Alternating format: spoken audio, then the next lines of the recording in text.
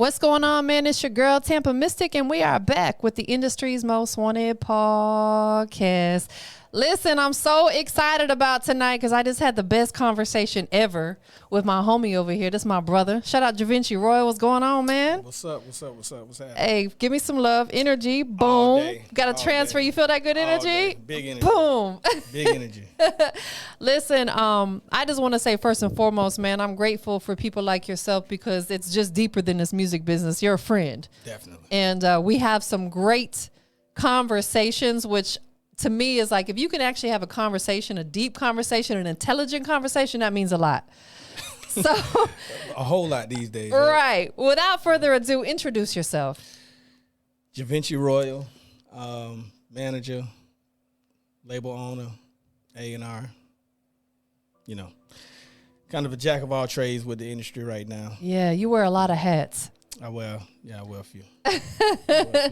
But with everything that you got going on right now, I really want to take it back so people can understand your journey, right? Mm-hmm. They need to know how you got to where you are right now because you didn't just wake up one day and have all this stuff going on. No.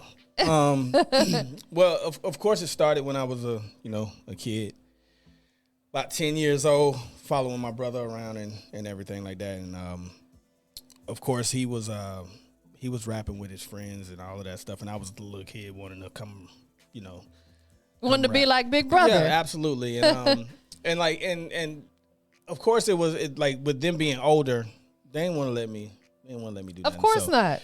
But you're a pain in their butt. They're I really was, but until they realized like how much I really worked on writing and actually had a real passion for it, and to the point where they had to let me start rapping with them because it was you weren't gonna give up. I wasn't gonna give up, and I became I was able to kind of like try to.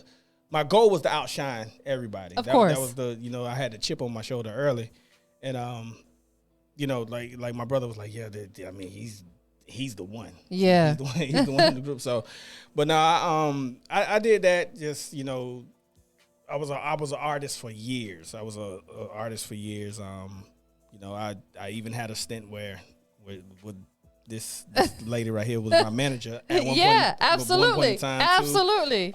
She was my A&R on a project one time too. Like it's. I mean, we got histories. We got big history. Facts. But yeah, like I said, I was an artist for a long time until up until I actually was being managed by you, and saw how she was, really like moving with her artists and everything. And I was like, yo, this is something that was interesting, very interesting to me. And I was at a point where I was feeling a shift. Absolutely. And after doing music for so long, and I could have kept doing it and everything like that, but when when you feel a shift, like when I remember going to the studio one night and I recorded probably like about 3 records, and I was riding home and there was nothing that I liked about any one of them. Oh wow. And it wasn't the fact that the songs was something that I didn't like. I just didn't like the feeling. Didn't feel the same riding home. Like that feeling that you like. Any artist knows what this is. Like when you ride home, you listen to that record. Yeah, like, of course. And you like even like if you have like 3 of them, like yo, this is a dope one or whatever. And I didn't feel that connection as an artist anymore. And talking to Michael Knight was just like, bro, like I mean, maybe you need to do something. That's not like I need to manage you. That's what I'm gonna do. I'm gonna manage you. And Michael Knight's a producer. Michael Knight is a producer. Y'all will hear more about Michael Knight, of course. But Michael Knight was like, okay, cool. That's what we're going to do. So I started managing him. And like typical Michael Knight, he started bringing me other artists. Yes. And before I knew it, I had like about 4 artists that I was managing at one time. Four which is a lot of work. Which is a whole lot of work. So it just snowballed. It snowballed from there. I was able to, discover artists in Asia Marquee, and then we put in some work in the middle of the pandemic, like when the pandemic started, like in 2020, we put in so much work. Started working together in like February 2020. We had a deal on the table by December, and that alone started to open up a lot of doors because a lot of people started to see what I could do with a new artist. Absolutely, as far as, being a songwriter.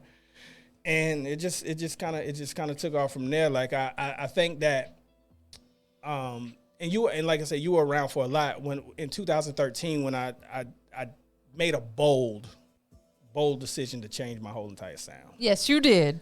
A very bold decision to change my whole entire sound and switch it up and become more melodic. And because I wanted people to really understand what I did as a songwriter, not just as a rapper. Right. And a lot of people didn't get it. A lot of people did get it. They rock with it. But I was doing that to set up exactly what I did with Asia and any other artists that I've actually managed and wrote for. That's exactly what I did. I was doing that to lead up to that. And I think I wanted to, I hate the politics of the business sometimes. Yeah, absolutely. Me too. I think we all do. So the politics of being a songwriter and nobody wanting records from a rapper. They didn't want R&B records from a rapper. Right. So what I said was, I'm going to get my own artists, put my own records on my own artists. Right.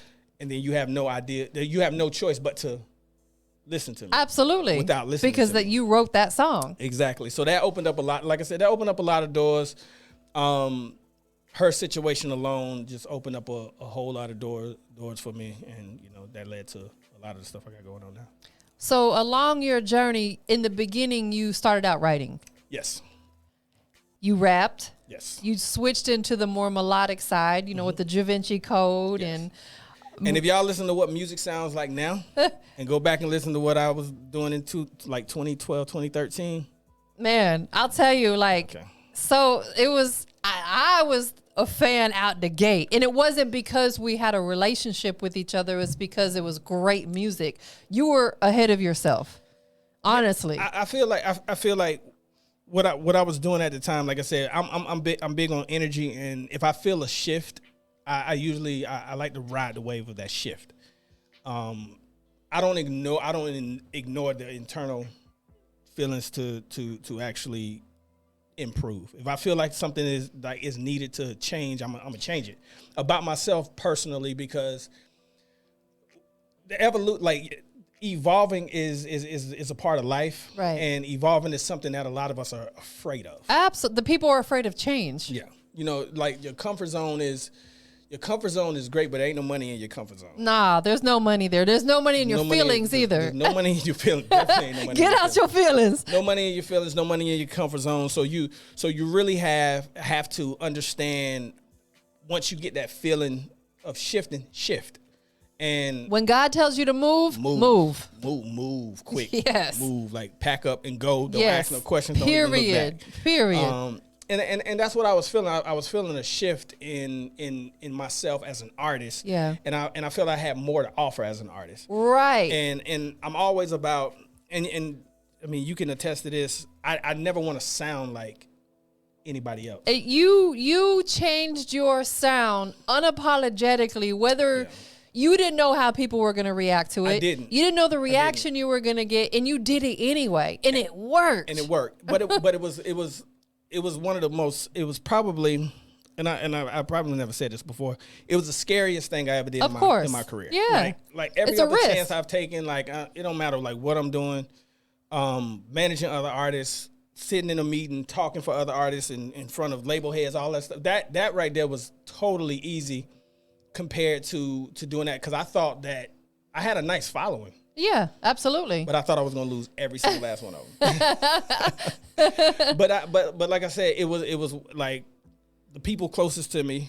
They were just like, if that's what you feel, run with it. Don't look back, and don't apologize for it. Yeah, unapologetically make that move. And I mean, we're here right now. So. And that's what you have to do with anything in life, because at the end of the day, we're not going to please everybody, nor should we try. No. Not everyone, we discussed this earlier, not everybody's meant to go on your journey with you. Not everybody's meant to go on your journey, and not everybody's meant to feel your energy, and not everybody's meant to be brightened by your light. That's right. Everybody, you have to protect that at all costs. Yes. That's all you got. Your energy and your character. Right. Is pretty much all. That's all I got. Yes. My energy. You gotta and my protect character. that. I gotta protect that because, the people think that a lot of times the money is the most important thing. The money is a reward for your hard work. That's right. Money is what you're owed for your hard work. That's right. but that's not the end all be all. Your No. character is going to get you a lot further than anything. And plus, my energy and my character got to be right. Like, if my energy and my character is not right, I can't be there for anybody else. Like, how can I actually be there for anybody else, take care of anybody else, or be a good, you know, a good friend, good businessman, good anything. Like, you know what I'm saying? Good family man. Like, I can't take care of my lady and my daughter. Like, and You're not right with yourself. I'm not right with myself. Yeah. You understand what I'm saying? Like, listen, I get it. I can't do that. So, like, I'm very big on protecting my energy at all costs. And if I see that my light and my confidence within my energy makes you uncomfortable, I'm gonna remove myself from you at Immediately. Absolutely. You know what I'm saying? Because, like, and vice versa. And vice versa. You know, like, if like my character and everything and how confident I am in my character and how comfortable I am in my own skin, if that makes you uncomfortable, you will never be able to stand with me, because That's right. I'm gonna run over you all day. And Absolutely. I don't like to work with people or stand side by side with anybody that I can run over. So No, absolutely. And the thing too, you, like you said, going back to protecting your energy, there's some people who will never sit this close to you because their energy is so off. So off. And I say it all the time, energy can't be destroyed, but it can be transferred, right? Yes. So if you sit next to someone and they got that negative energy, it's going to radiate all over to you. We don't want a part of that.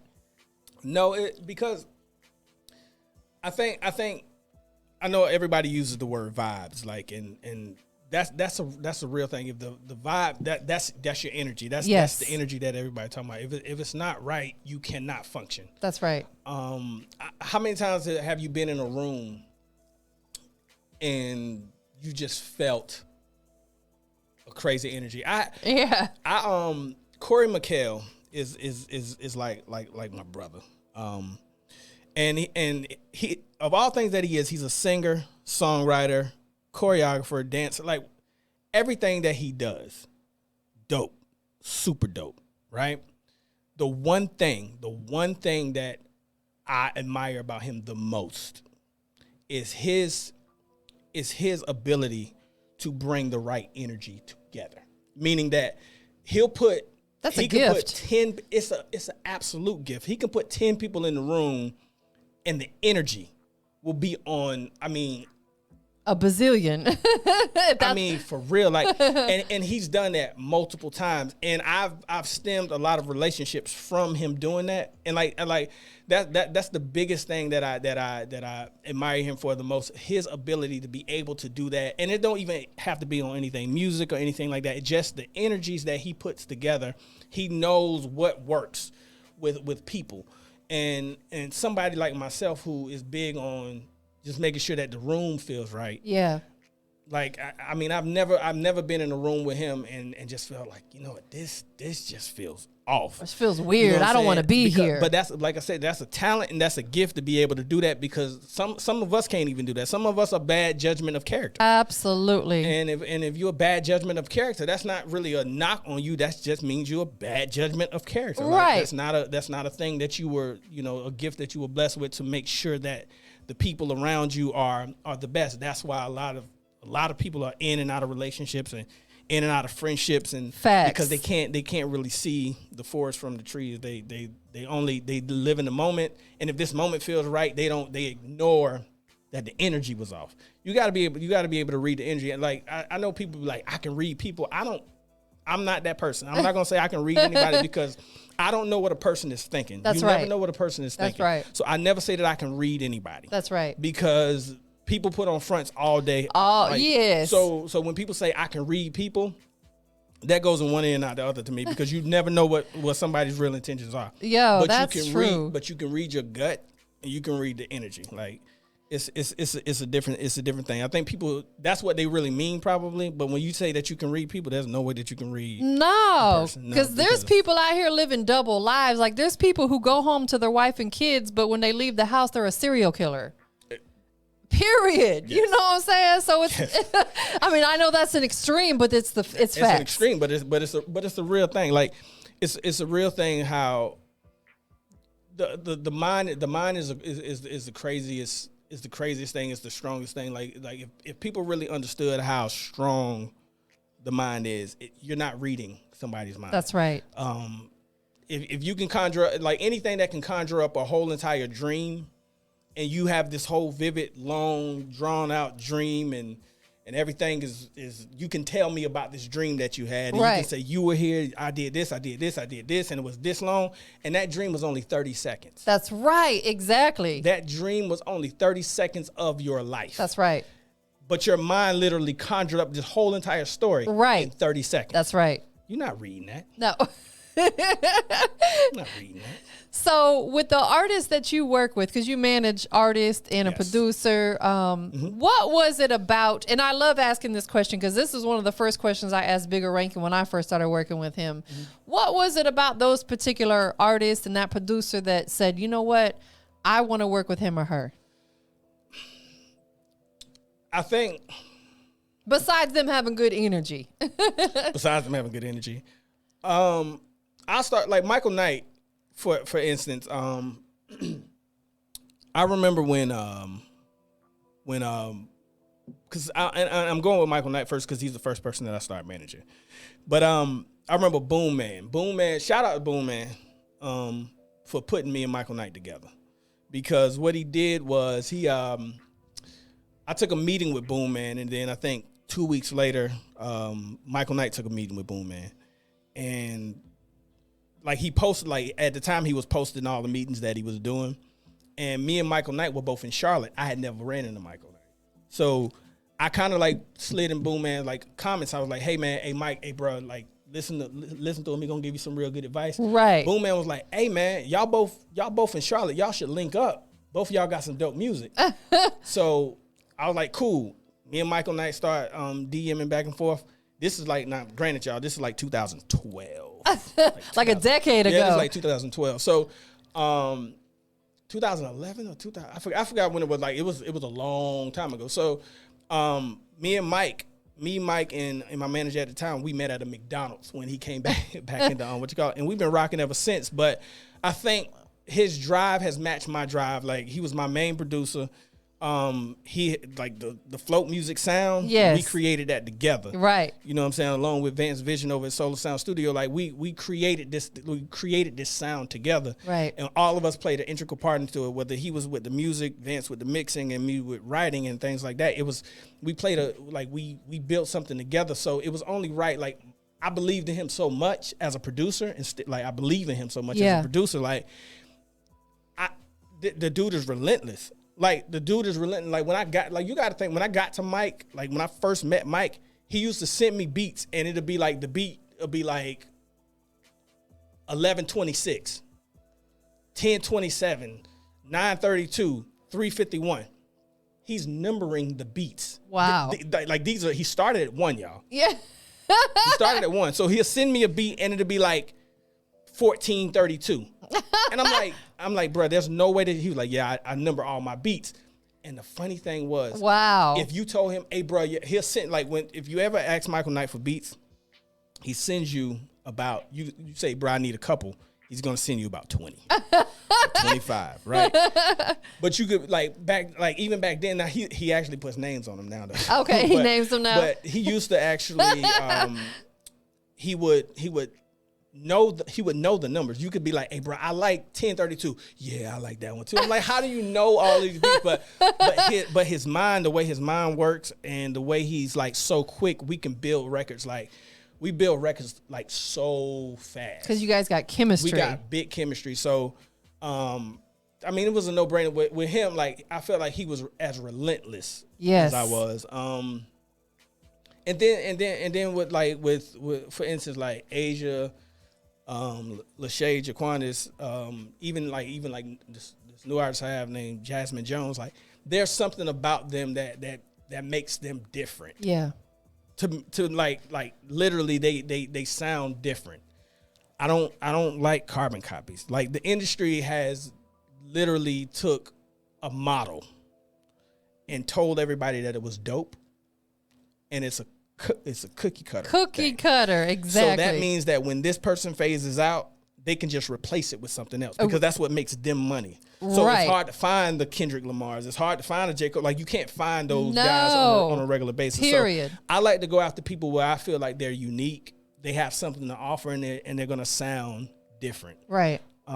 Especially like if I'm incorporating anything that like if I'm involved in the writing or if I'm writing it, like they have to sound different. Yes. And them being different, their like I said, their energy and their commitment is what makes me really kind of find an artist. But they have to just be, I mean, you just have to be dope and different. Like, just don't. I mean, when people listen to Asia, they was like, that's the thing that made me so happy about when we did Indigo was there were people that dealt with her for years, right? Or like her family, and they was like, that don't even sound like her, and that's what. To me, that you was brought something different out in her. Exactly. So, but if like I said, we gotta be able to vibe. Like, if we don't vibe, it's not gonna work. But I think if the vibe is there, it's cool. It's just a cool thing. So, to really, I mean, it's gonna draw me to you if you're different. Right. It's gonna really draw me to you if you're different. Whether I manage you or not, or whether I work with you. It has to be something different about you that I'm like, all right, cool. I can bring something out of that person. And also, too, to add to that, if you're their manager, they've got to listen to you. You're managing their career. Man, look, the amount of artists that listen, there's a shortage. there's a big shortage of artists. You know how they talk about a shortage of That's wings? Hilarious. They talk about a shortage of wings in Atlanta. No, it's a shortage of artists that listen. Like. Honestly, like at the end of the day, I tell each one of my artists too, like, number one, this is your career. That's right. Excuse me. Like, this is your career. I'm here to help you. That's right. And you have to understand that me helping you, that's my career. That's right. So if our careers don't align, it's not going to work. But you can do the bare minimum and reap the benefits of the bare minimum. Or you can go just as hard as me. I'm going to go hard regardless. Period. With or without them. I'm going to go hard. Exactly. I'm going to go hard no matter what. So that's my biggest thing is if you can match my energy and match my tenacity, then we can really make some dope shit together. Yeah. Yeah. So throughout your journey of doing this, give us a highlight moment. I know you've had a lot of them, especially as of lately. But if there was a moment throughout your career that you could go back and just do it all over again because it excited you that much, what would it be? Whoa. Like, that's a tough one because I've had a lot. You know, I don't even know if it's the moments as much as the conversations. I've had some really dope conversations with some people that I couldn't even pay for. Right. Absolutely. You know knowledge is power. Like, it's like I posted something the other day where I said, you know, sometimes the blessing is just being in the room. Right. But it's up to you to take notes. Yes. So I think a lot of conversations that I've actually had with people, I mean, even like Neo, some different execs and label heads, even like Rockstar, Rotimi. There's certain conversations that I've been privy to kind of really pick people's brains and them to give me a lot of knowledge, and that's one of my things that I would really love to relive, like just a lot of the deep conversations. But if I had to say anything with my artists, I would always say when the way I felt when Neo did a full critique on Indigo. I think that moment that was the moment that I felt like, because you gotta think, like, that was the first project that I wrote in its entirety for somebody else. Yes. So it's not even that you want the person to like what you did. I just don't want, once again, they're my artists. I don't want their feelings hurt. Right. So when he literally, I mean, he did a full critique, and the way he was just like, yo, this is dope. Like, she's dope. She's this, she's that. Like, this is what you need to do with this artist. Like, don't do that. Make sure you don't mix her too low. Bring her vocals out. That girl can sing. And the whole time, this is the craziest part. The whole time he's doing this, he don't even know she's in the room. For real? He didn't even know she was in the room. So I was like, hey. That's even better. I was like, let me let you hear something that me and Vance been working on. And he was like, bet. Cool, pull it up. So he listened to the whole thing, gives a whole critique. Then he was like, who's the artist? And she's like, over in the corner. She's like, he's like, dope. You know what I'm saying? So just to like to get that feedback, that kind of gave me a little bit of like, you know, validation, letting me know that this was something that I was supposed to be doing. Right. Like, I think we talked about this earlier. Like, there's your passion and then there's your purpose. And I think a lot of people, just because it's your passion does not mean that it's your purpose. Absolutely and correct. My passion as being an artist and all that stuff, but I'm supposed to be doing exactly what I'm doing right now. It's helping artists and finding artists and doing it. That's what I'm supposed to be doing. Like I was like saying with LeBron James, I don't think LeBron James, I know his passion is basketball. Right. But I don't think his purpose is basketball because of the things that he's done for so many people. Helping other people. Kids and all of this stuff. I think that's his purpose. Like, I think basketball was the platform. Like, you can look at some people and be like, you know what? Your purpose was to play that sport and that was it. But like some people, you just see that they have a deeper purpose. They're here for something else. Absolutely. And they use that as a platform. Like you said, utilize that as a platform to get to what your purpose is. Absolutely. So let's take it to the opposite side of that, because, you know, it's not always, you know, rainbows and beautiful sunny days out there. There's going to be some cloudy days, and there's going to be some hailstorms and some speed bumps and big potholes along the way, you know. Man, what would you say is like the biggest struggle that you had to overcome throughout your music journey? And it could be with you personally, or maybe other people you worked with. It was one night that there was this is more so a low point. This is a low point. You remember it was a coast to coast event in 2013. Okay.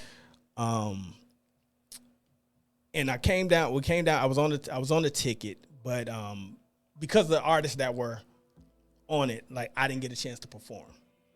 And I had people I literally had people come to actually see me. And I think on that ticket was I think LaDonna was on there, K Camp was on there. Oh wow. Yeah, Atney was in the building, Young Jack was in the building. And I didn't get it. Was in Atlanta or in Charlotte? It was in Atlanta. Okay. And the one thing, I think that's the first time, like, you know where they say the blood, sweat, and tears? Yes. I think that was my only tears night in the industry because I was so, I think the level of embarrassment that I had for having people come, like, drive that far, and I wasn't able to perform. I think that was my biggest letdown, but then that was also, it gave me a different type of motivation eventually. But that night could have literally, the way it felt, that night could have probably made me like throw in the towel. Yeah, absolutely. So that was a low light. I dealing with some of these, like, dealing with people in the industry. It's a low light. That's always low. Dealing with some of these low life people. Going back and forth, like a lot of the business stuff, you know, you find a low light in it. You know, artists, like, sometimes you might represent an artist and that artist may, you know, I've had an artist let other people get in their head and you've done so much. Right. And then it's like, you feel like, dang, I did all of that for nothing, because if it was that easy just to, you know. So you like, there's times where you question yourself, especially, like I said, on this side, like, as an artist, I really never questioned myself. Yeah. But like there was a you know, there's a time in doing this, especially when you're helping other people, that you're like, all I got is my name. That's right. Like, do not, please don't play with my name. That's right. Like, if you like, I'm the nicest person, the easiest person to get along with. He is. Please don't ever play with my name. Facts. Because if you play with my name, I promise you, like, and there's no hard feelings to people, but like, once you play with my name, nah. You can stay where you at. No, absolutely, because Bigger share. I always like to quote a lot of stuff Bigger says to me, because that's my OG and my mentor, and honestly one of my best friends. He said that you can't associate your brand and yourself with everybody, because you work hard to build your brand of who you are. So hard. And it could take one person to come in and screw it up and change your entire life. For example, some of these artists out here, it's not necessarily them getting in trouble. It's the people in their entourage, and now they're paying the consequences for it. They're doing the jail time because their partners did some crazy stuff. So, yeah, you got to be mindful of the people that you keep around you. You do. And I like I said, I think like that's where there's a lot of lowlights. And I've had more of a, I guess like depending on what part of the industry you're in or where you're in, or like sometimes like, if I deal with a lot of R&B artists now. Yeah. So I don't have to be in certain spots where it's questionable. Yeah. Right. No, I get it. Trust me. Like I really don't have to be in those spots anymore. Hallelujah. And worrying about, is this, and a lot of times it's not even your artist. It might be these people over here that have a little issue with each other, and then all of a sudden something breaks out, and then you kind of worry about the buildings that you're walking into, and it's not that, because like rap, man, hip hop and everything, I love it to death. Of course, like, it's my root, but at the end of the day, man, sometimes you just don't want to, like, you want to be able to separate yourself from any type of BS and kind of like be a little bit more, safe. Yeah, I agree. And that's why a lot of reason why I backed off from doing so many events, because fortunately I never had no craziness at my events, but it only takes that one time. And like you said, there's a lot of stuff that goes on that you could get caught in the crossfire, and you're a completely innocent bystander. So the less that you have to put yourself in those positions, the safer you are. And I think, and the funny thing is, if you asked me this same question before I started managing, I would have just been like, I fall on the spot. But I feel so responsible for people now. That's the other thing too. I feel so responsible for like my look. Lachey and Asia call me granddad all the time because I'm so protective. I'm so overprotective of them. Like I'm so overprotective of them because you just never know. So like right now, because I feel responsible for people's careers and the last thing I would like to, like, I couldn't live with myself if I booked an event and something happened. To listen, I totally agree. I absolutely agree.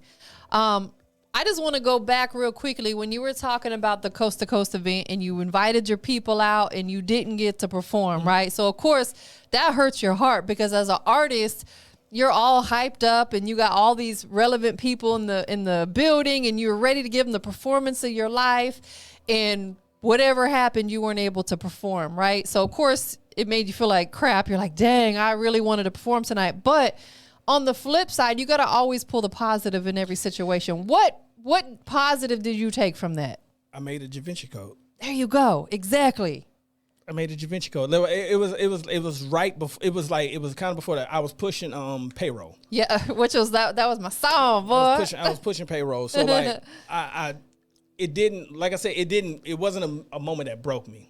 That night it felt like it was breaking me. Of course. But like I think, like I said, that was a low light, and the reason why I mentioned that because that low light was the spark. Right. It didn't feel like a spark. It sparked something but in it you. Sparked something in me to like really create that to change everything. And then I locked in and once I released the Givenchy, like that project alone probably is one of my biggest projects that I've ever done as far as like being welcomed by like fans, because I was hungry and it was so different. You know what I'm saying? It was so different, but that night stayed in my head like while I was recording the whole entire project. So it was, it was what it was. You got to dissect it because, I would think in a situation like that as an artist, because you mentioned like there was K Camp and Lil Donald's who had some notoriety in the business. Yes. In your mind, you're thinking, if I would have been in their position, this wouldn't have happened to me. Correct.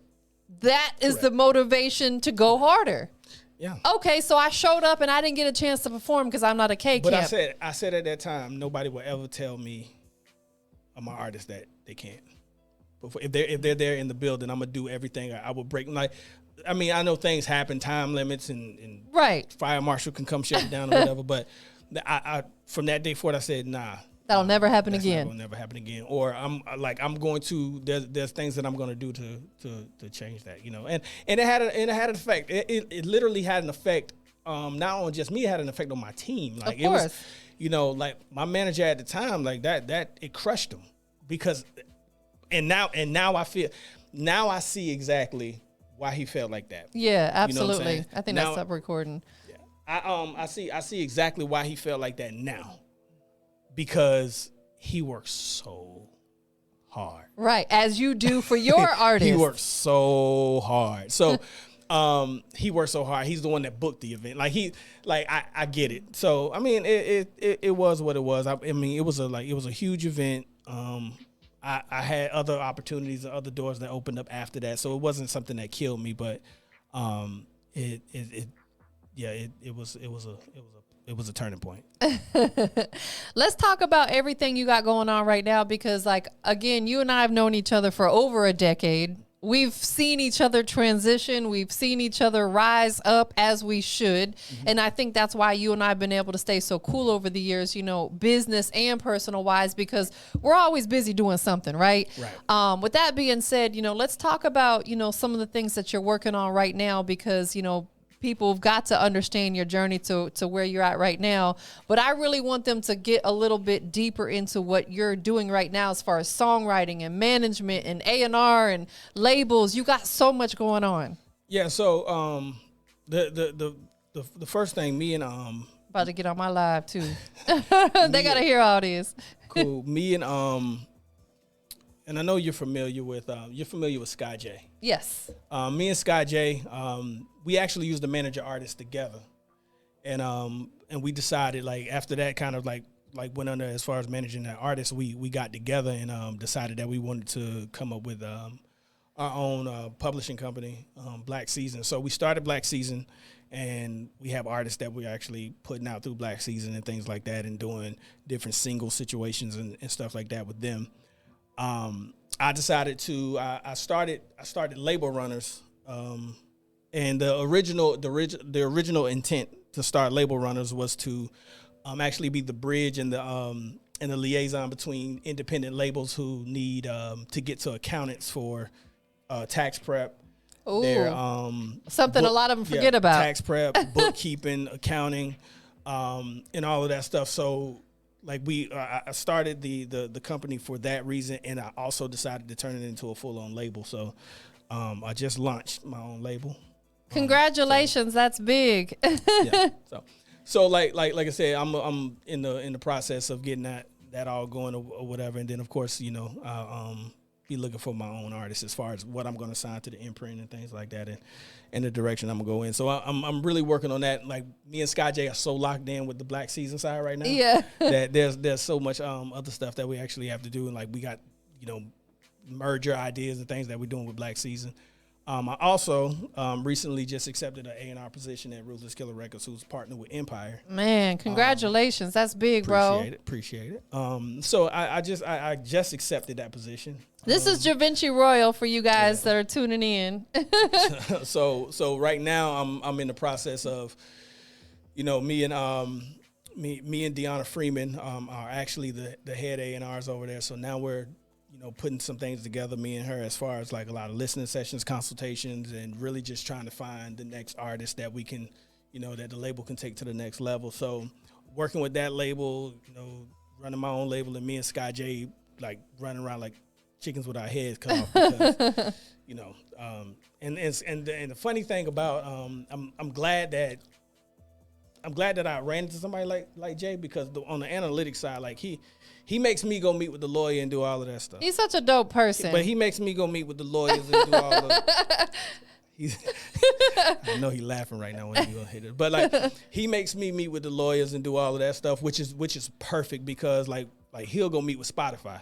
So it's like it's a dope combination that we have, and me and that guy, like, it's very rare that it's funny because it's very rare that we even discuss money with each other. You know what I'm saying? Right. Because we know where it's coming, and we've done so much investing in our own artists and everything like that. So we just trying to move some things over there with Black Season, and you know, y'all be hearing a lot more about Black Season. Y'all be hearing more about Label Runners, and then y'all be hearing more about me on the RKR side. So let's talk about this, because there's some independent artists tapped in.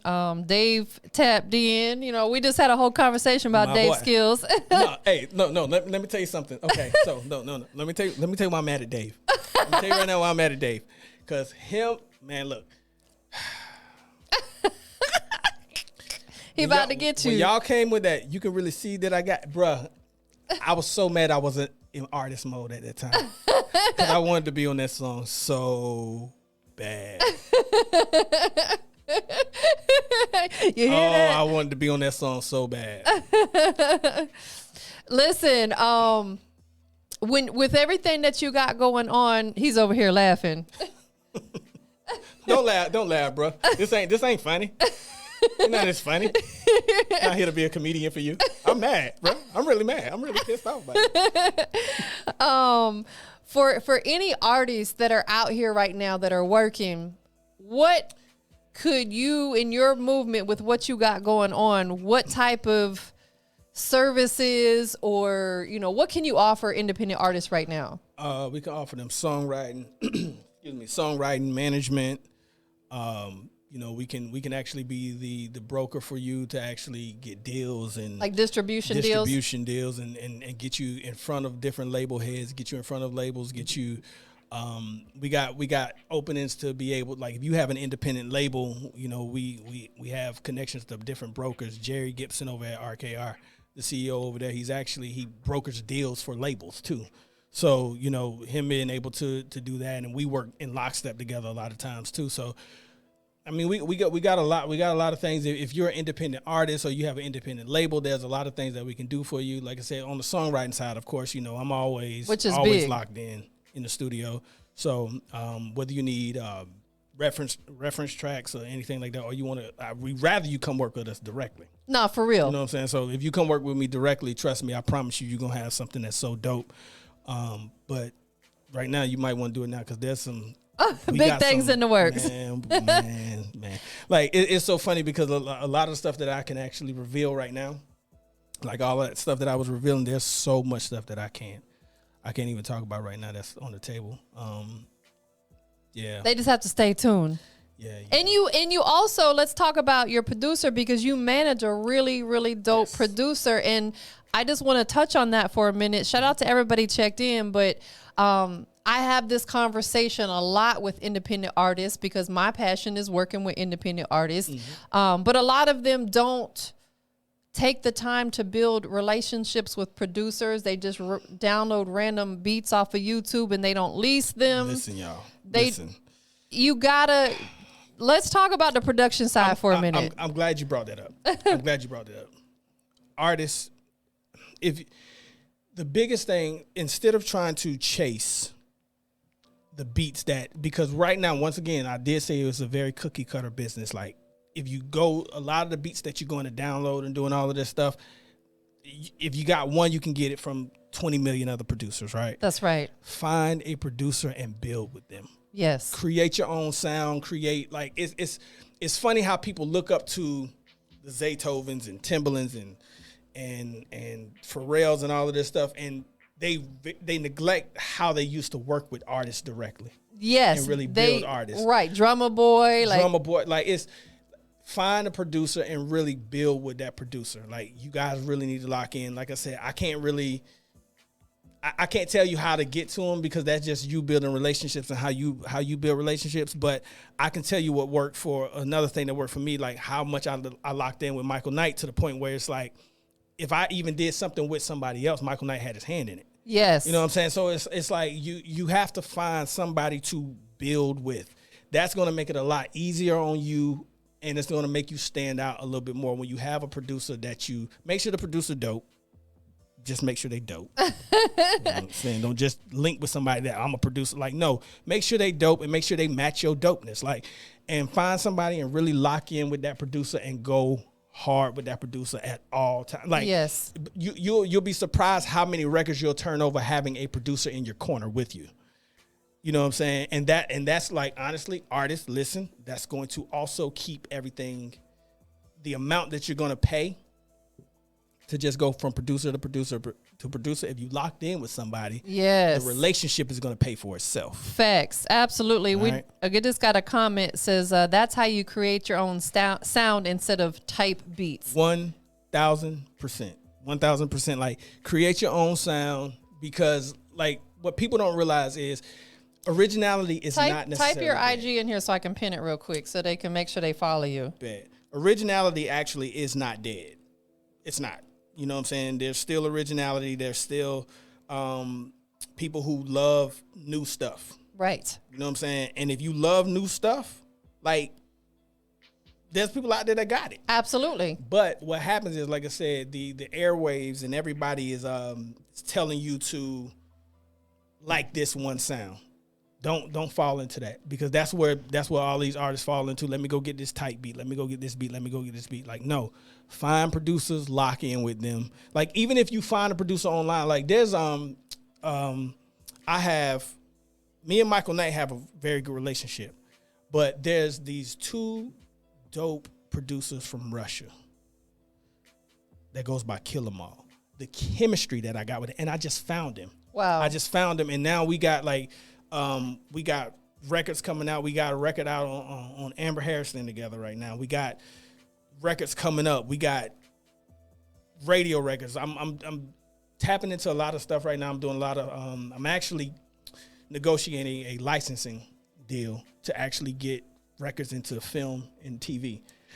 So, yeah, we need to hear about all that. so like that's a really big thing. But I got records that I have with them that we're submitting for those things or whatever, and getting to music supervisors to make sure that we get these records in things and artists. I'm sorry to jump off subject, but no, you good. Mention the licensing, like, artists, understand this. You do not have to only make music off of being on radio, being on streaming services and all of that stuff. No. You can license your music. I actually took a course 3 weeks ago because I'm actually doing, like, in the process of negotiating the deal for licensing right now. I wanted to kind of make sure that I know everything when I get to the table. Like, I know all the stuff. So I took a course on licensing or whatever. There was a guy on there that made $250,000 last year just licensing his music. Nobody knows who the guy is. He has 747 followers on Instagram. Yeah, don't judge a book by its cover. He made $250,000 for licensing his records. Think about this. If you have to stream the amount of streams that you actually have to get to, get $4,000 or at least $5,000. Think about how many streams you got to actually do. Bazillion. Think about how many streaming campaigns you got to do. Like, I'm gonna actually get Sky J got to come up here so he can actually give y'all a big tutorial on streaming campaigns and things of that nature. I mean, I get all that information for free. I'm gonna make him give some of y'all some information for free.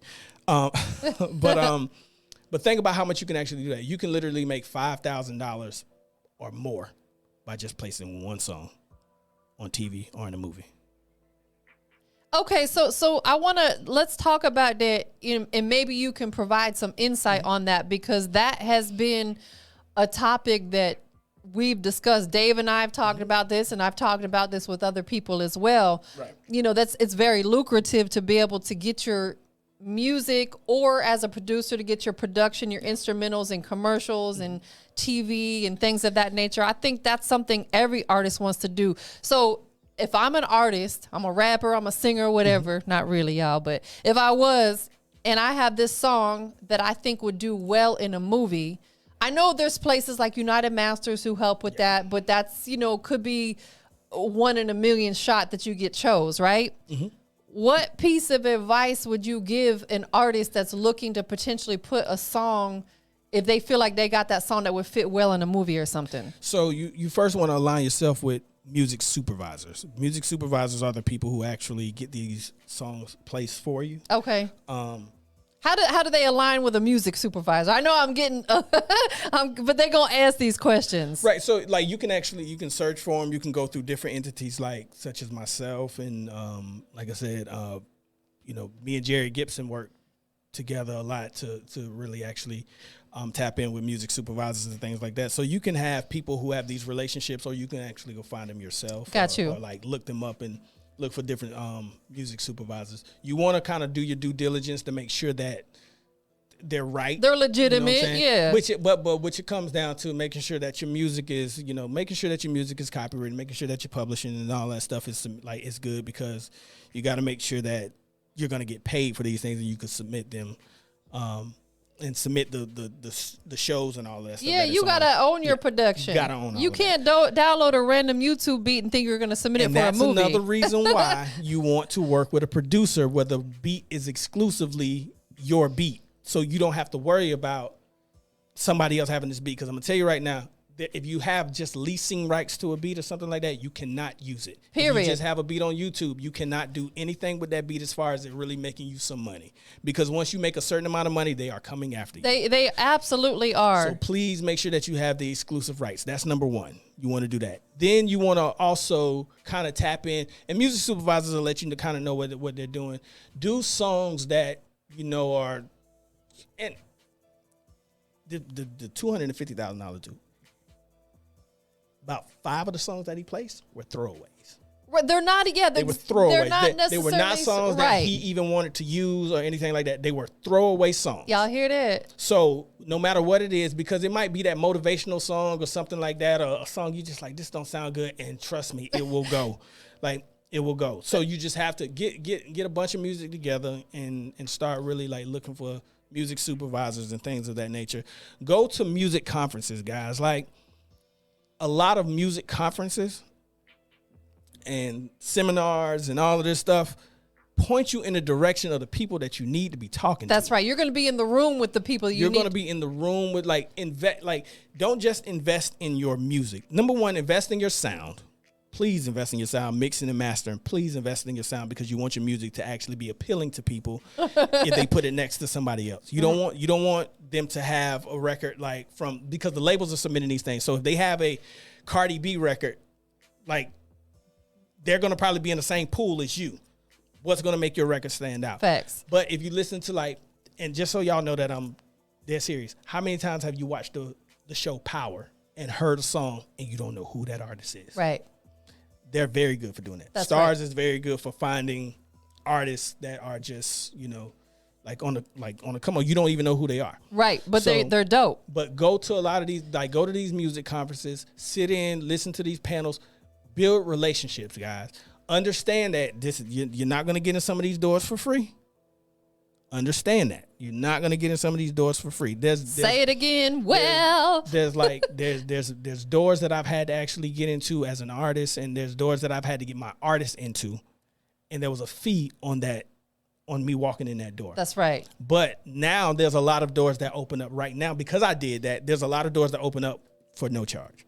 I want to speak on that for just a second. That's the thing, is like, when you build a relationship with someone and you break bread with them, it's going to come to a point in time where they're going to be like, you know what? I just want to show you some love. You know what I'm saying? Absolutely. So like I said, and study it, guys. There's a book called Everything You Need to Know About the Music Business. Right? It's in any Barnes and Noble or any bookstore. You can actually get it. They update it every single. Like, if the industry shifts, because streaming became a thing, they update the book. Okay, so keep current. Absolutely. And it's a dope book. Like, everything that you need to know when it comes down to your publishing, when it comes down to finding a manager, what type of manager to find. Like, artists will all, if a person has the reason why I think I work so good with my artists too is because I'm willing to run through a wall for them.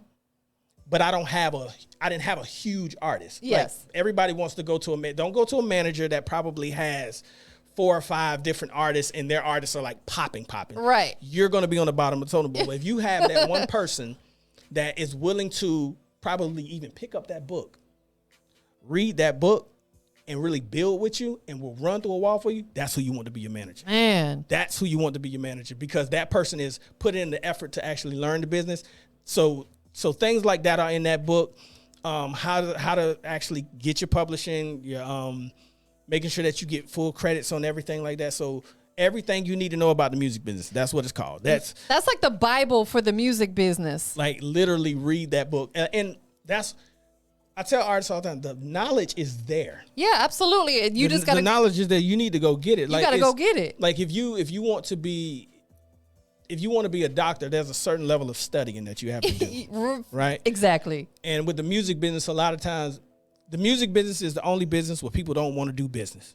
Yes, they want to go from 0 to 100. 0 to the 100, and like how we were saying, they don't see the backstory. They can hear the backstory in this interview, but they don't understand. They see the finished product. That's so right. Like, to them, they just see, okay, you're doing this or whatever. How do I just get to where you are? There's some things that you're gonna have to go through, but understand, like, guys, study the business. Like, if you start a job tomorrow, the first thing that you're gonna do is you want to know what day you get paid. Yeah. You want to know what you got to do to get paid. Right. And where do you need to, like, what do I need to submit all my stuff on my direct deposit? That's right. Right?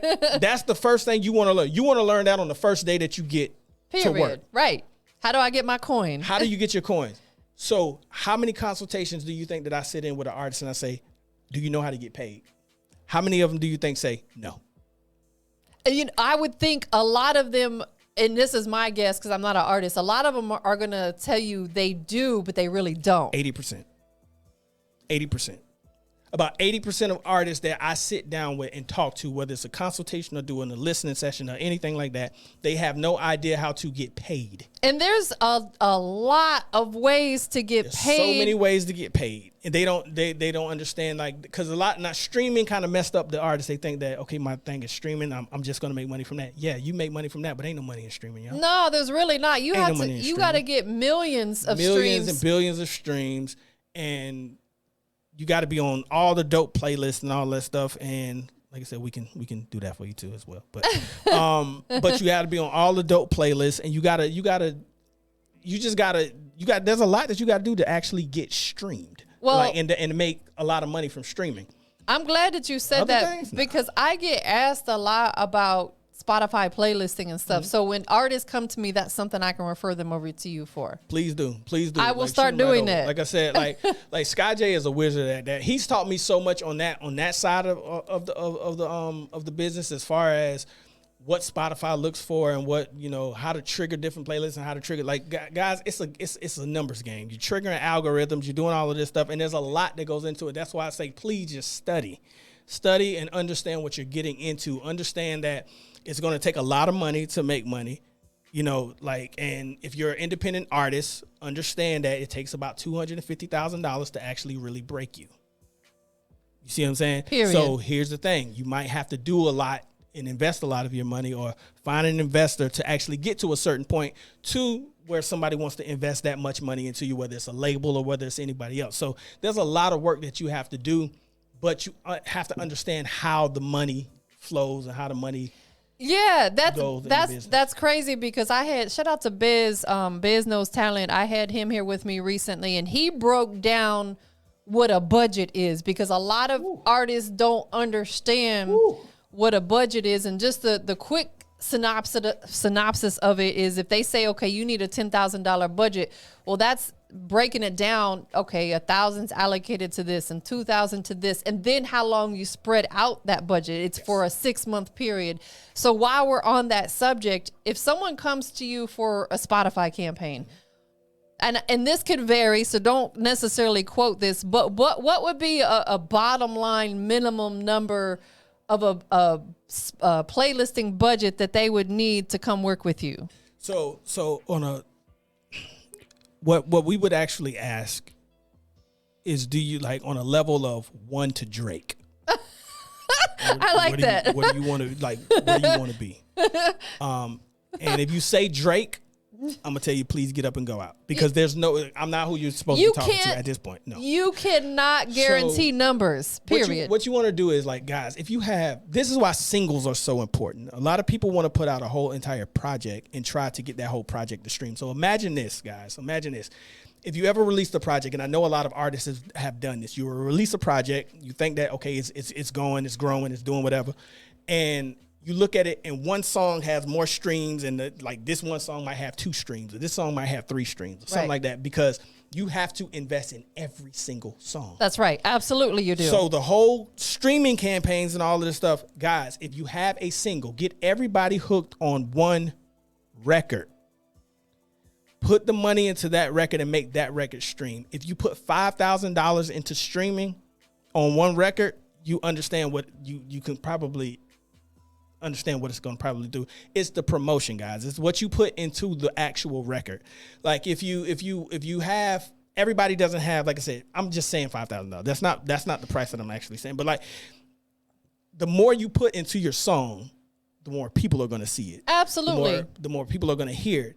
Once you actually get to a point where you start to trigger these algorithms, then you pop up on all of these other playlists without even paying for it. Exactly. And it's not to say that you can't still put other music out. Exactly. Because putting other songs out will help with the algorithm.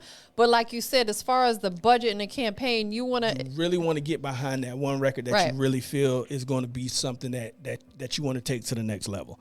And like I said, if you came to us right, like I ain't gonna even lie to you. If you tell them the name of the business again one more time. Black Season Entertainment. Okay, so that way, if anybody's, and make sure you guys follow him too. I got his Instagram tagged or pinned on here. So yeah, if you come to us and you're like, okay, I want to stream. Like I said, like Jay is he's the wizard for really getting in depth with this a lot.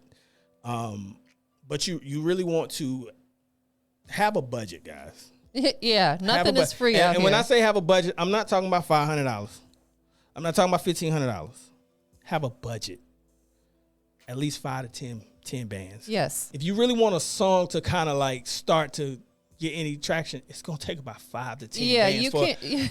And that's for people to get interested in the song. Right. You can't spend $200 and think that you're gonna blow up. It don't work like that. It does not work like that. Like right now, like the game is expensive. You have managers out there charging $1,000 a month, guys, just for you to manage them. Right. And the game has changed a lot because back in the day they weren't charging. They were making money off of what the artist was doing. But the game changed The game changed for everybody, guys. It didn't just change for the artists. It changed for everybody. Every aspect of the game changed.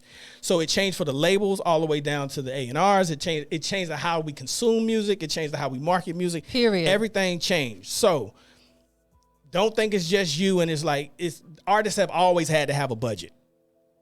It's not new. You've always had to have a budget. But please, invest in that or get with some people and y'all figure it out. A lot of times when you have big giant groups of people, everybody wants to be on, but nobody wants to invest in it. That's right. If you have if you running with 10 people, y'all 10 people sit in the house and figure out, are we all dope together or who's the dopest person that we can jump behind? That's right. Because if we all jump behind this person, imagine if you had guys, if you had 10 people.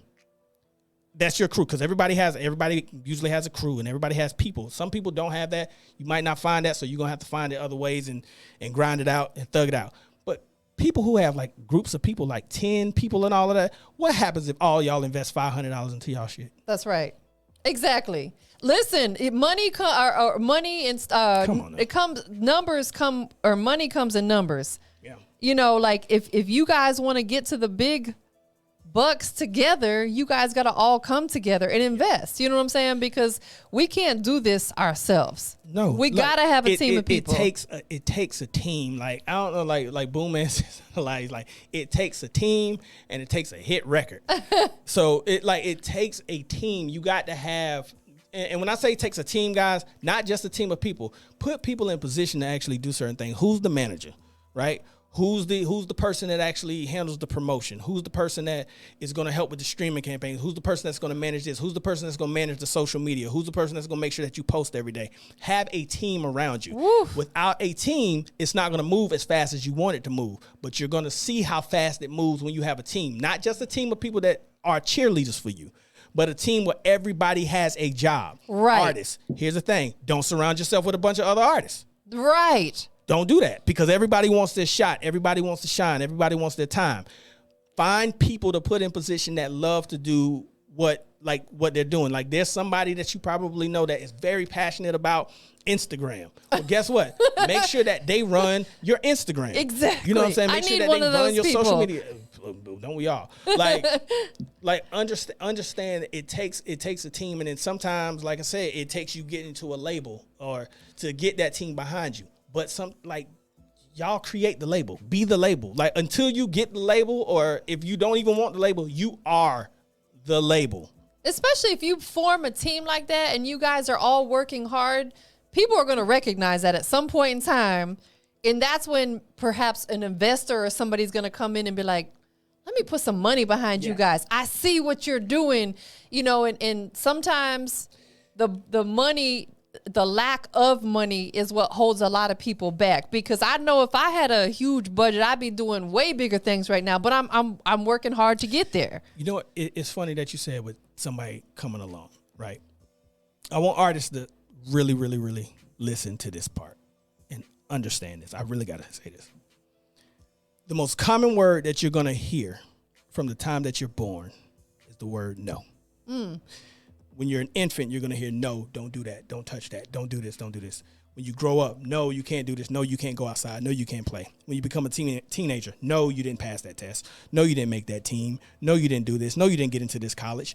When you're an adult, no, you didn't get approved for that loan, no, you don't get that house, no, you don't get the job, no, you didn't get that record deal. You're going to hear the word no. It's what you do with the yeses that make you great. That's and are powerful. you ready for the yes? As long as you're ready for the yes, one yes can offset a million no's if you're ready for that yes. Yes. But are you ready for the yes? If you're not ready for the yes, it's gonna implode. Please make sure that you are ready for your yes. Please make sure that you are prepared for your yes. Because a lot of artists right now, I know you hear it, my label messed me over. My label did this to me. My label did that, and it's messed up. But when you got the yes before you signed your name on that contract, did you have your lawyer in place? The right lawyer. Did you have the right representation? Did you have the right manager?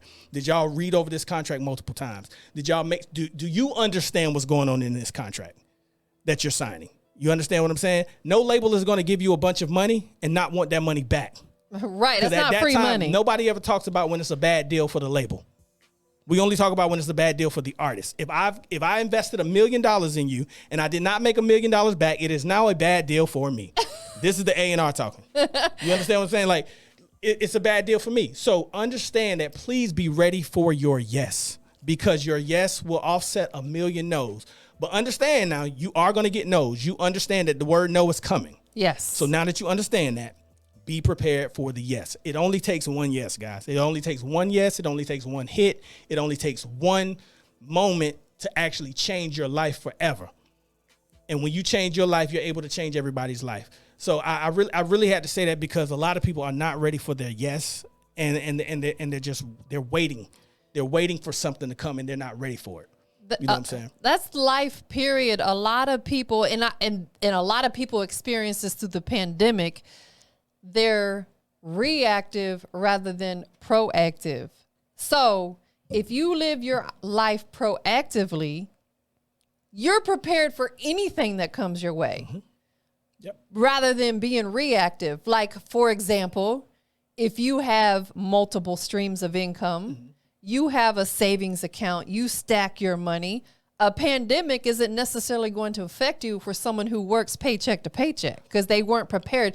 That now the people who work paycheck to paycheck and lost their job, now they're being reactive, trying to scramble. How am I going to pay my bills? Exactly. Like, understand, like a lot of times, like as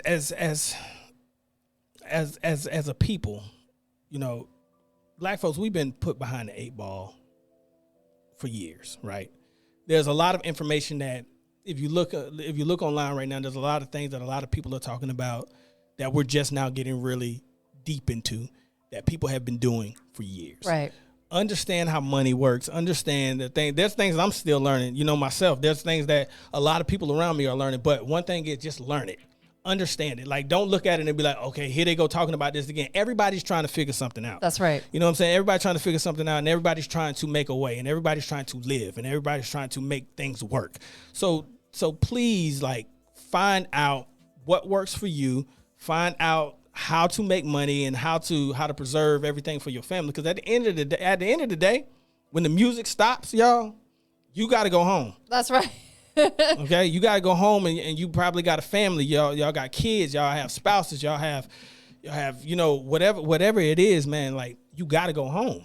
Absolutely. You know what I'm saying? So when you go home, you can't tell, like, the bills are still gonna roll in and all of that stuff. And I'm talking about when you're done doing what you're doing. That's why I was so adamant at when I became an artist. I talked earlier about shifting.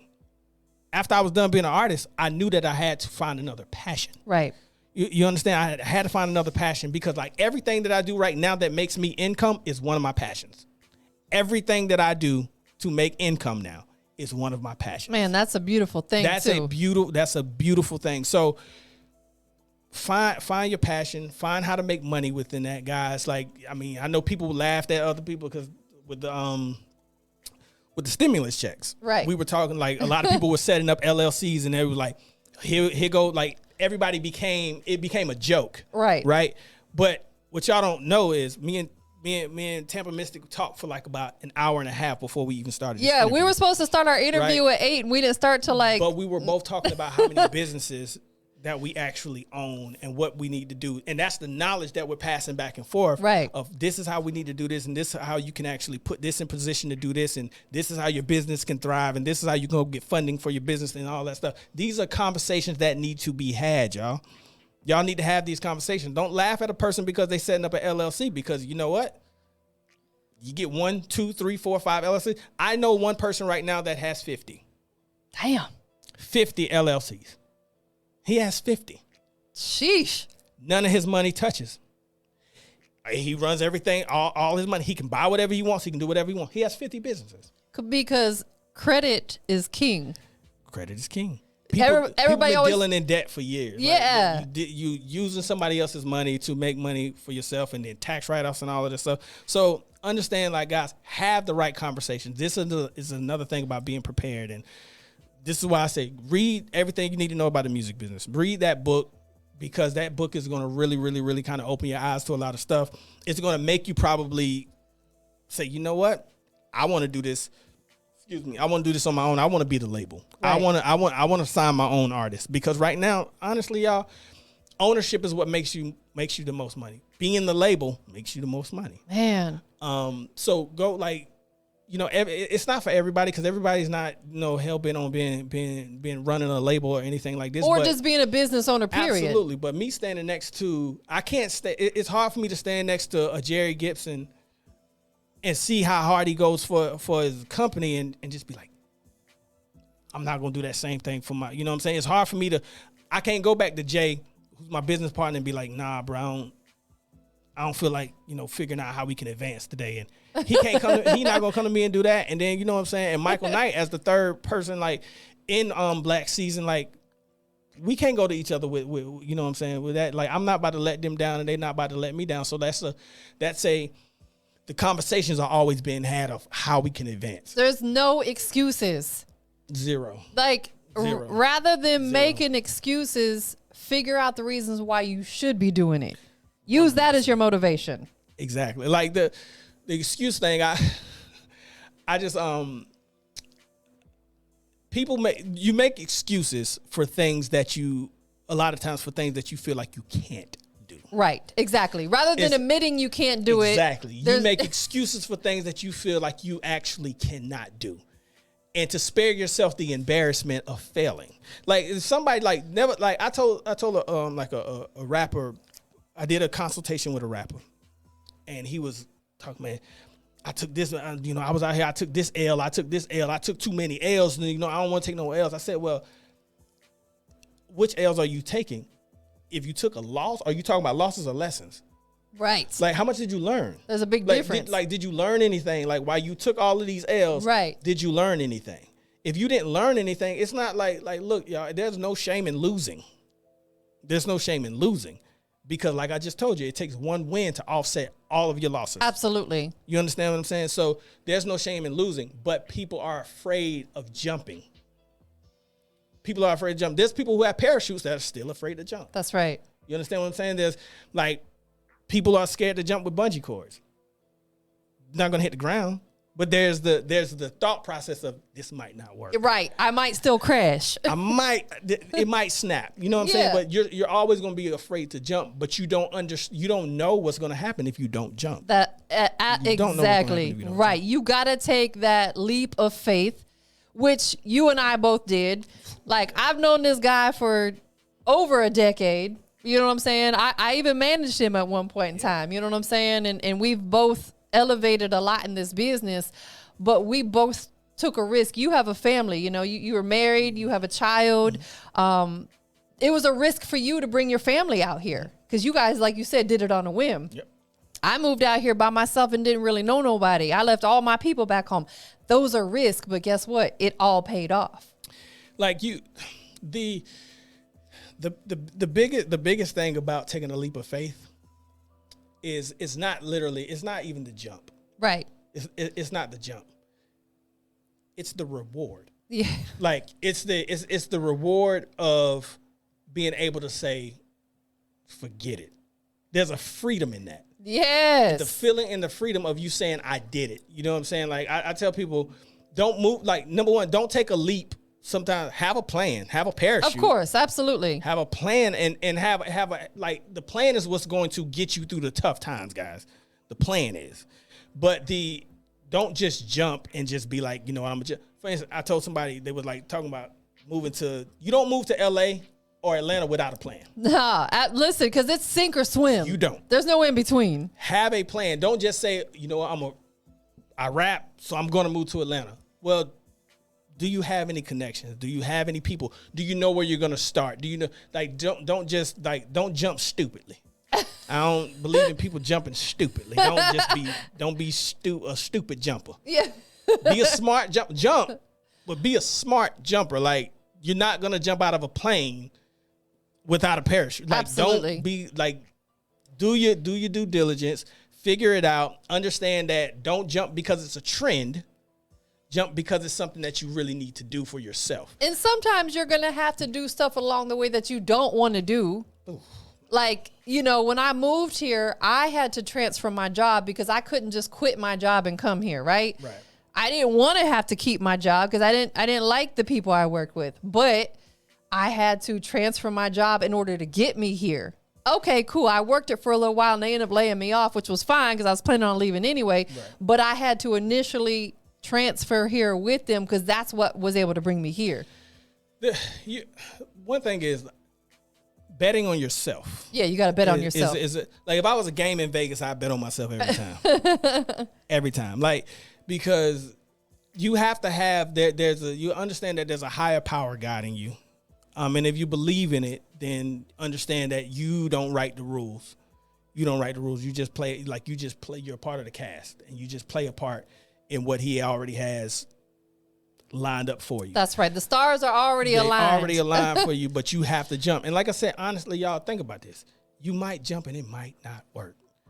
Every jump is not going to be the one. Once again, like I said, like, you're going to take a lot of no's, but that one jump can make you be like, okay, you know what? This time I'm going to jump this way. Like, that's right.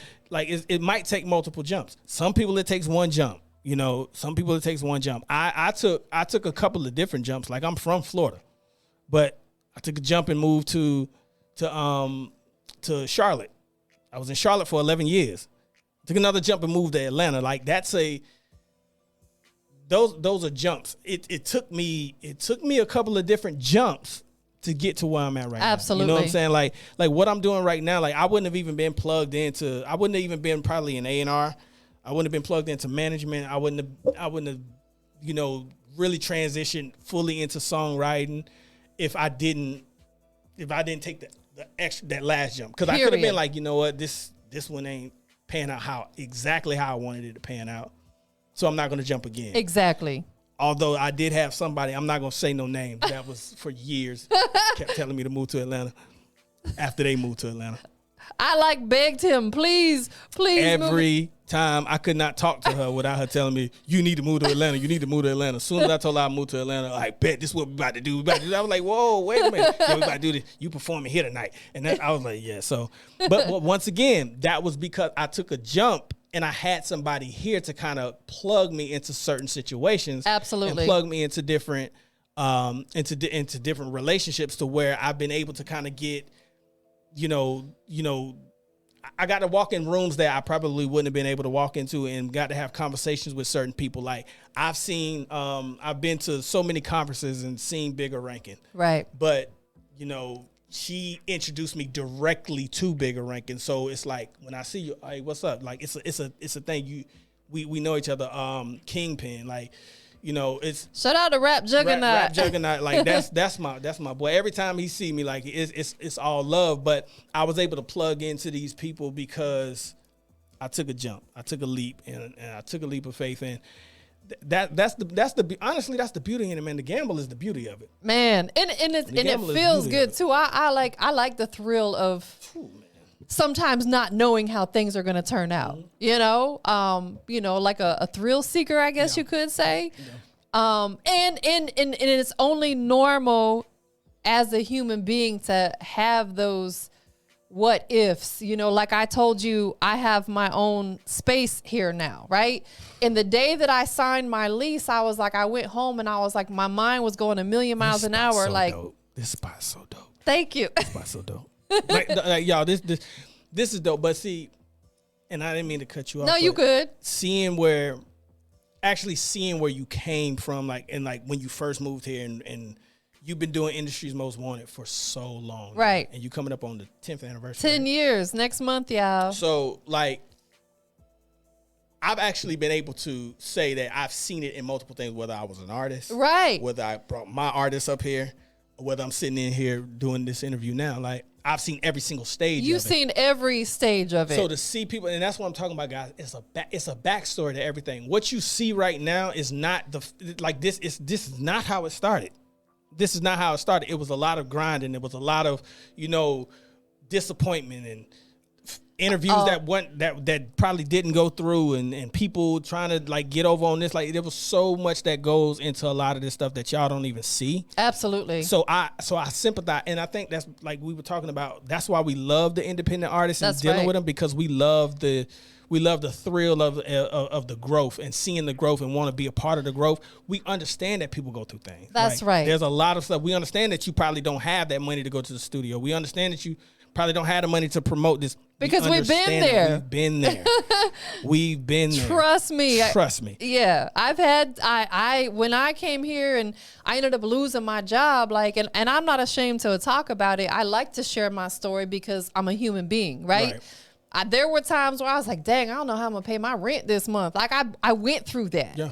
You know what I'm saying? But that type of situation, when you get put under that type of pressure, man, like, to me, that you got to use that as motivation and fuel. You have to. Like, you have to be able to turn every once again, the Coast to Coast show, right?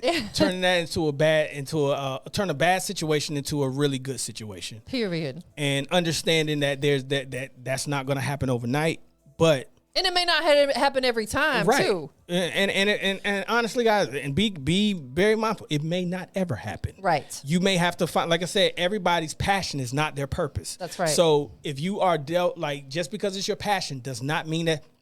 I mean, think about this: how many people rapping and music or singing is their passion, they just not good at it. That's right. Like, I can play basketball all day, but if you're not good at it, you ain't going to the league. That's like, right.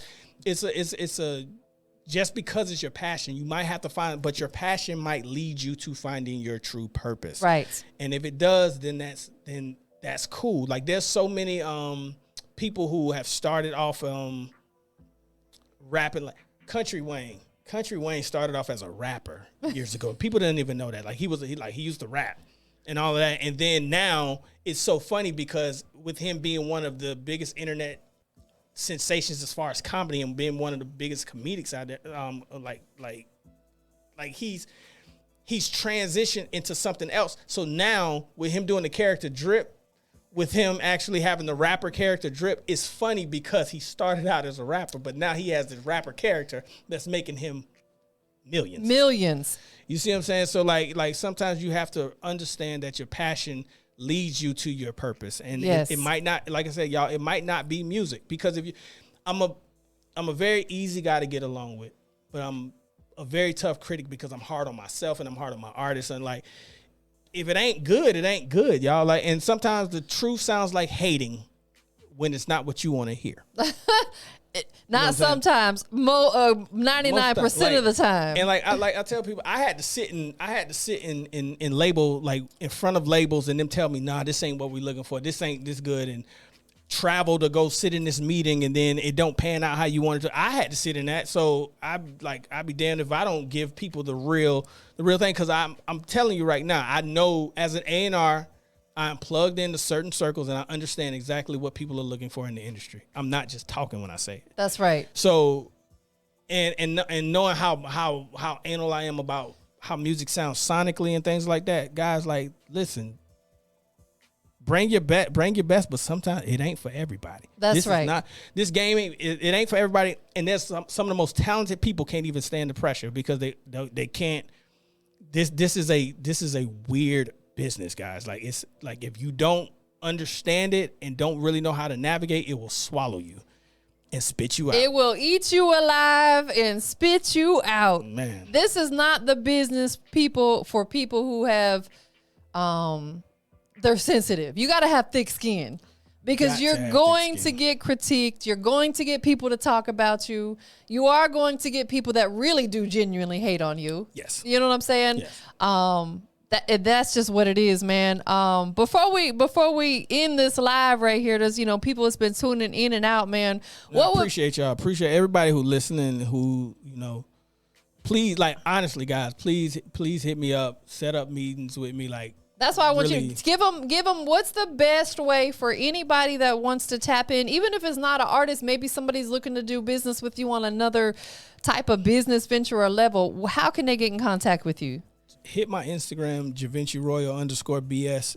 I will check that. I literally see that before I see everything and it ain't else. BS, like he ain't about no BS. Nah, I'm really not about no BS. So please do not come to me with BS. Please do not come to me with just don't flood my inbox with me listening to a whole bunch of music because, like, guys, my time is precious. But no, definitely, like, link with me because there's a lot of knowledge. Like, I don't know everything, but I know a little bit about a lot. So I would definitely be able to kind of, even point you in the right directions with certain things. And I also like to link with people. Like, if you really about that business, if you have artists yourself that you don't understand how to get your artists, like, what's the best way to go, I actually do consultations where I write out 2-year plans for the artist. So I can write out a 2-year plan of how your artist can actually get noticed within the first 2 years or try to get some traction up under them for the first 2 years. So all consultations come with that. Me and Deanna Freeman, like I said, we'll be doing listening sessions. We'll be doing consultations. We'll be doing a lot of A&R work. We're actually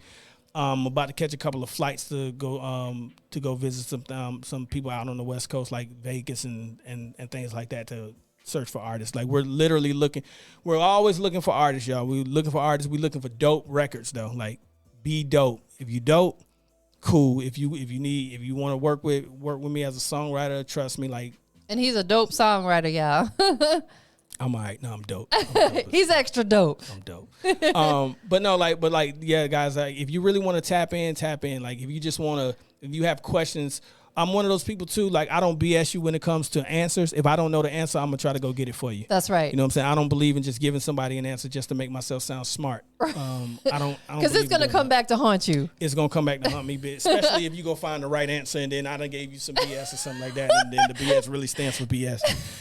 They're gonna be like, this guy ain't know what he was talking about. Absolutely. Then of course that's when they start talking about you. They be like, this guy's a joke, whatever. Yeah. So that you got to be transparent with people. Very, very, very transparent. So, like I said, Givenchy Royal _BS. Hit me up anytime. Like I said, and if I don't get back to you right away, trust me, I do apologize. I manage a few artists. Just to give you a rundown, I manage Asia Marquis, I manage Jaquandis, I manage Lachey, I manage Jasmine Jones, and I manage Michael Knight. That's 5 people that I manage. Plate full. And like I said, there's a lot of stuff that's coming out with them too. We got some dope artists. Sky J even has artists on his side that he works with. RKR, we got some dope artists coming out on the label side. Is like Wholehearted got some things coming out. Asia Marquis has some things coming out. Big O, please, I don't want to forget anybody over at the label, but y'all know I love y'all. It's all real. And one thing that I could say too, because I had an interview that someone actually interviewed me before you came. I was on a Zoom interview with Too Hot Radio, and one of the things that I talked about that I vent a lot about, Dave hears me venting about this all the time, is etiquette. Like, that is so important. Like, when you come to somebody, be professional. Like, a simple hello or good morning could really change the dynamic of the relationship. You know what I'm saying? Of how they want to deal with you. You know how, like, I've learned, you know how, like, when you write an email and you have a greeting, hello, hey, good morning, something like that. I literally write my DMs like that.